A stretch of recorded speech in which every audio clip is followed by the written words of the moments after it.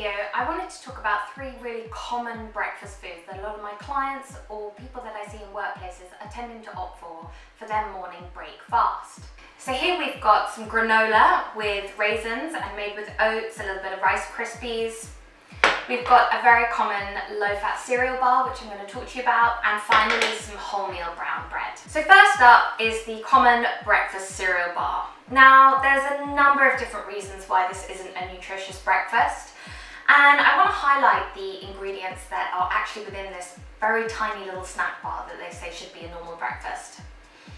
Essentially, what we've got in here are 7 different types of sugar within this one tiny little bar. And that's 2 teaspoons of sugar in what is essentially 2 bites. Now that's going to raise your blood sugar levels super high, and there's no protein, there's no fat within this bar to help slow the release of that breakdown of sugar and therefore slow the release of energy that's coming from this food. Additionally, the fats that are used within this, although barely minimal, are trans fats, and those are your fats that can lead to insulin resistance, weight gain, and also inflammation in the body. So those are your things like your sunflower oils, your palm kernel oils. So again, the fats that actually even are in this bar aren't a nutritious source of fat. The last thing I want to highlight about this bar is that there are artificial flavorings in here, humectants, emulsifiers, and preservatives. Now, those things are not natural whole food products. They are chemically synthetic made ingredients that are put into this bar to make it taste more appetizing, because it doesn't have much fat in it and it doesn't have much protein.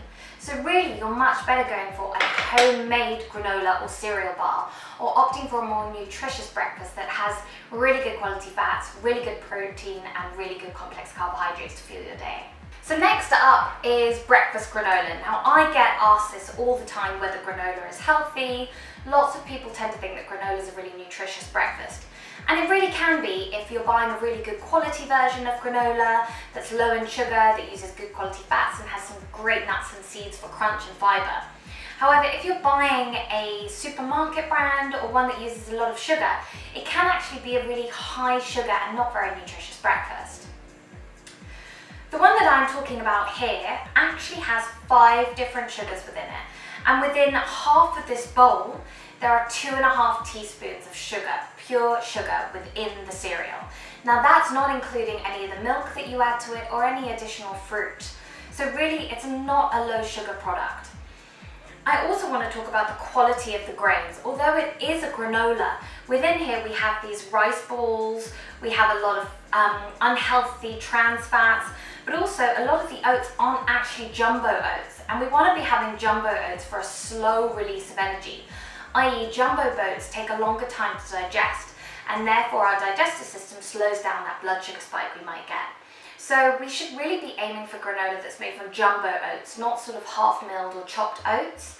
And really the best thing to do is to make a granola yourself. And if you check the notes below this video, I have a great granola recipe that is completely healthy and naturally gluten, dairy, and low refined sugar free. Next up is wholemeal bread. Now, most people think they're making a really healthy choice by swapping their white sliced bread for wholemeal sliced bread. But you've really got to be clever and careful about which kinds of bread you're actually buying. Now, this particular sliced bread is from a very well-known brand and household name. Now, there are 4 different types of sugar within this bread, and I will tell you that I have a bread making machine at home, and I use only 1 teaspoon of sugar in a whole loaf of bread. And this one actually has more sugar in it in 1 slice than it does in my whole loaf of bread, and 4 different types. And essentially, we shouldn't be needing to put that much sugar in our bread. You know, bread isn't a naturally sweet food. I also want to highlight the fact that there are 2 different E-colours in this brown coloured bread. And you'd think that bread shouldn't need any colouring. It's not that it's yellow, it's not purple, it's not blue, so why does it need extra colours?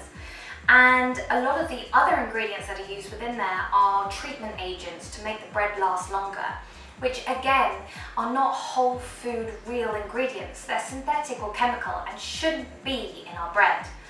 The last thing I want to highlight is that people choose this bread because it says it's wholemeal and brown, but actually when you look at the ingredients, it's only 50% wholemeal flour. The other 50% of it is actually white flour, so you're really not making that much of a better choice.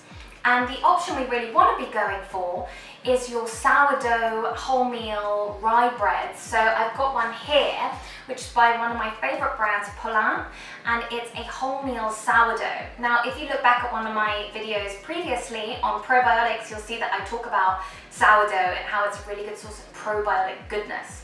But this is great because not only is it good for your gut, but also it's made with wholemeal real flour and no other additional nasties. So it's a really good, sustainable, fibrous breakfast.